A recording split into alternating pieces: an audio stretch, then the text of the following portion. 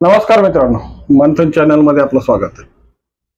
ज्या पद्धतीने आपल्याला नेहमी ज्ञानराजाच्या बद्दल वेध लागतात आणि या वेधामध्ये काही बातम्याही प्रसार माध्यमावर किंवा सोशल मीडियावर म्हणा किंवा ज्या पद्धतीने तुमचे सोर्स असतील त्या पद्धतीच्या सोर्स मध्ये तुम्हाला पाहावयास मिळतात.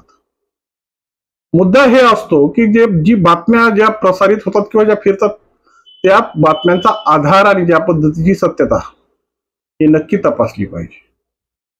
कारण की काही गोष्टी आपल्या मनाच्या खोचीमध्ये आपण ज्या पद्धतीची विषय येतो आणि त्या विषयाला धरून आपण नेहमी त्या गोष्टीची मीमांसा करत राहतो.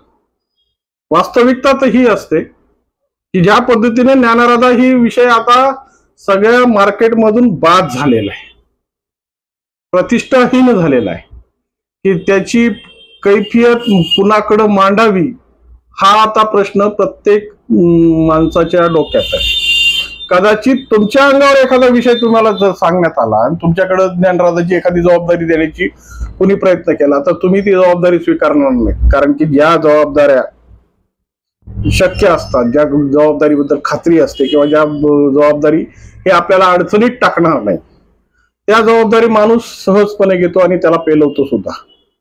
परंतु आता ज्ञानराजा हा विषय इतका गंभीर आणि इतका म्हणजे त्याची प्रतिष्ठा इतकी लयाला गेलेली आहे की आज जर ती ज्ञानराजाचा विषय जर आपल्या अंगाला चिटकायला लागला तर प्रत्येक माणूस आपल्याला स्वतःला बाजूला करण्याचा प्रयत्न करतो. अशीच परिस्थिती सध्या ज्ञानराजाच्या संदर्भातून त्या खाते उघडण्याच्या संदर्भात झालेली.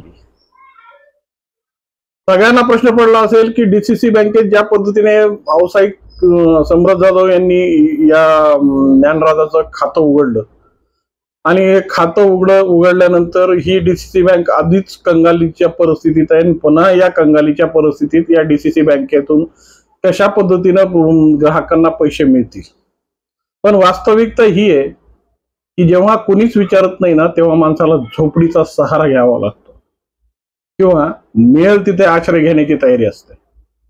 तशीच गत आता सध्या ज्ञानराजाची झालेली.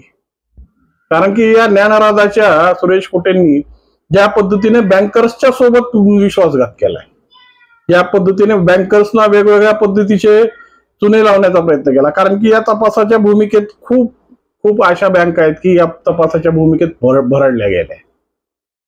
त्यामुळं या संदर्भातला कुणीही आज त्या ज्ञानराजाचं खातं आपल्या बँकेत घ्यायला तयार नाही. आणि तशीच गत याच्या इन्शुरन्सच्या संदर्भात पण आहे. आज ज्ञानराजा म्हणलं की अंगाला काटा येऊ लागलाय. सर्वसामान्याच्या तरी निश्चितच येतोय, तर आता त्या संस्थांच्याही अंगाला काटा येऊ लागलाय. कारण की ही परिस्थिती ज्ञानराजाने अशा पद्धतीने तयार केली की ते म्हणतात ना की गाढव शेवटी उखंड्यावरच जावं लागतं गाढवाला. ती परिस्थिती त्या गाढवाची झालेली. आता गाढव असं मी म्हणून गेलो, परंतु वास्तविक स्वरूपात आता हे गाढव आपल्याला पेलणं आहे. कारण की आपला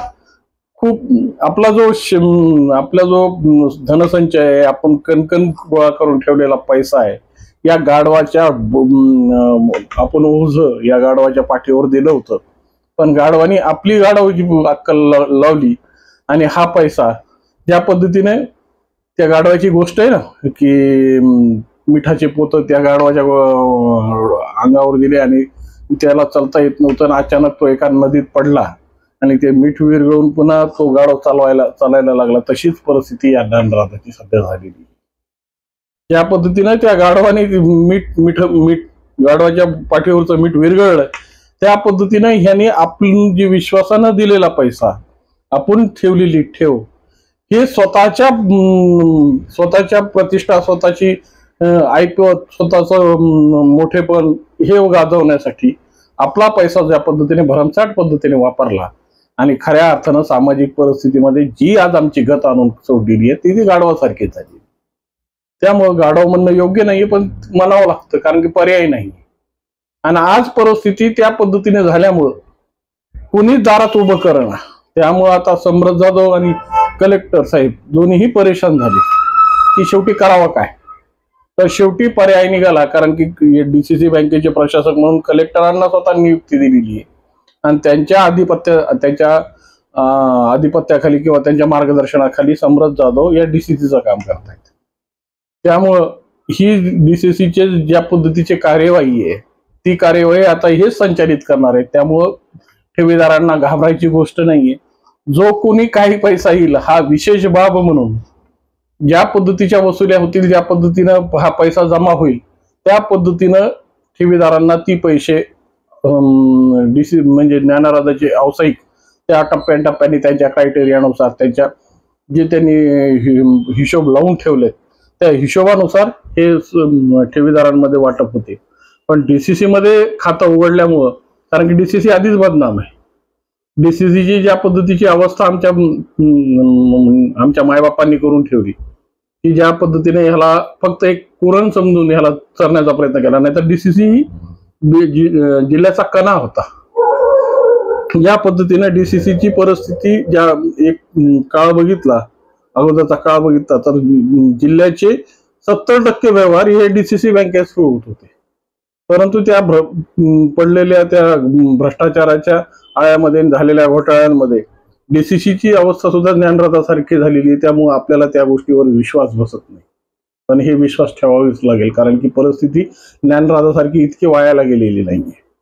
आणि आज ज्या पद्धतीने SBI, ICCI, HDFC किंवा ज्या काही नॅशनलाइज बँका आहेत किंवा सहकारी बँका आहेत, त्या सहकारी बँका आणि नॅशनलाइज बँका अगोदरच या ज्ञानराजाच्या गुरफट्यात इतक्या गुरफटल्या गेल्या की यांचं खातं नाही, यांचा माणूस जर यांच्या काही करा म्हणून जर यांच्या दारात गेला की या बँकर्सच्या अंगाला काटा येऊ लागलेला आहे. तशीच परिस्थिती इन्शुरन्सच्या संदर्भातून सुद्धा आहे. इन्शुरन्ससाठी प्रत्येक इन्शुरन्स कंपनीचे दार ठोठावण्यात आली. प्रत्येक पैसे जास्त कमी याची बार्गेनिंग तर सोडाच, परंतु आमचा विमा घ्या म्हणून त्या कंपन्यांकडे जेव्हा हे व्यावसायिक गेले तर अक्षरशः त्या इन्शुरन्स कंपन्यांनी सुद्धा तो विमा काढायला नकार दिला आहे. इतकी दयनीय अवस्था या संस्थेची या अशा पद्धतीच्या विश्वासघातीपणामुळे निर्माण झाली.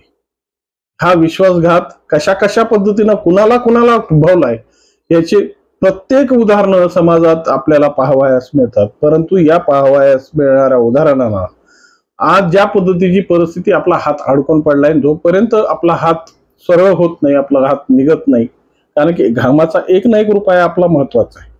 परंतु या परिस्थितीमध्ये या पद्धतीने आता कलेक्टर साहेबांनी किंवा जाधव साहेबांनी जी शक्कल लढवली आणि शेवटी कसलाही पर्याय उरला नाही, त्यामुळं आपल्या भाषेत बुडालेल्या बँकेत त्यांनी खातं उघडलं. या बुडालेल्या बँकेतलं खातं सुद्धा सिक्युअर आहे एवढी शाश्वती मात्र सम्राट जाधव साहेबांनी दिली की याच्यावर कसल्याही पद्धतीची गदा येणार नाही. जो काही रक्कम येईल ती डीसीसी बँक ही स्वतःच्या व्यवहारासाठी न वापरता ती 100% ठेवीदारांची ठेवलेली अमानत आहे. कारण की ज्या पद्धतीने तुम्ही आम्ही भाजलो, ज्या पद्धतीने तुमच्या आमच्या विश्वासाला धोका बसला, तसा धोका यांनाही खूप वेळेस बसलेला आहे. कारण की आज ज्या पद्धतीनं हे जोखीम पत्करून, ज्या पद्धतीची परिस्थिती उभी करून हे प्रत्येक पाऊल टाकतायत ना, ते पाऊल खऱ्या अर्थानं आपल्या हितासाठी. कोणाची स्तुती करणं योग्य नाही, पण ज्या चांगल्या कामाचं या पद्धतीचा विषय आहे, चांगल्या पद्धतीने एखादं जर काम चांगल्या हेतून केलं असेल त्याला निश्चितपणे त्याची स्तुती केली पाहिजे. कारण की वास्तविकता ही, कारण की त्यांनाही मनोआधाराची गरज आहे. फक्त मनोआधाराची गरज आपल्याला किंवा ठेवीदारांनाच नाहीये, तर खऱ्या अर्थानं या सगळ्या प्रकरणात जे कोणी इन्व्हॉल्व झालेले तपासाच्या माध्यमातून म्हणा, राजकीय परिस्थिती राजकीय विषयाला, न्यायिक विषयातून म्हणा किंवा आंदोलनात्मक विषयातून म्हणा, ज्याने या ज्ञानराजाच्या परिस्थितीमध्ये आपली भूमिका बजावतोय त्या सगळ्यांची स्तुती झालीच पाहिजे. कारण की त्या जोपर्यंत कौतुकाची किंवा विश्वासाची थाप पाठीवर पडत नाही तोपर्यंत माणसाला ही काम करताना हुरूप येत नाही. आणि या पद्धतीचा जर तुम्ही थोडासा उदात्त हेतूने जरा ह्यांच्याशी पाठबळ दिलं तर या कामात चांगल्या पद्धतीचे वेग येतील. बुडत्या बँकेत का होईना, पण आज ज्ञानराजाला कुठंतरी, ज्ञानराजाच्या व्यावसायिकांना कुठंतरी एक छत मिळालंय की त्या छताच्या माध्यमातून ते या सगळ्या धनसंचयाच्या माध्यमातून आपल्याच अडचणी सोडवतील. आणि निश्चितपणे प्रशासन किंवा ज्या पद्धतीची परिस्थिती येऊन ठेपलेली त्याला निवडण्यासाठी हे एक चांगलं माध्यम ठरेल. आपल्या याबद्दल काही कमेंट्स असतील किंवा आपल्याला काही याच्याबद्दल मत मांडायचं असेल, निश्चितपणे कॉमेंटच्या माध्यमातून मांडा. आणि विषय आवडला असेल तर लाईक आणि सबस्क्राईब करायला विसरू नका. नमस्कार.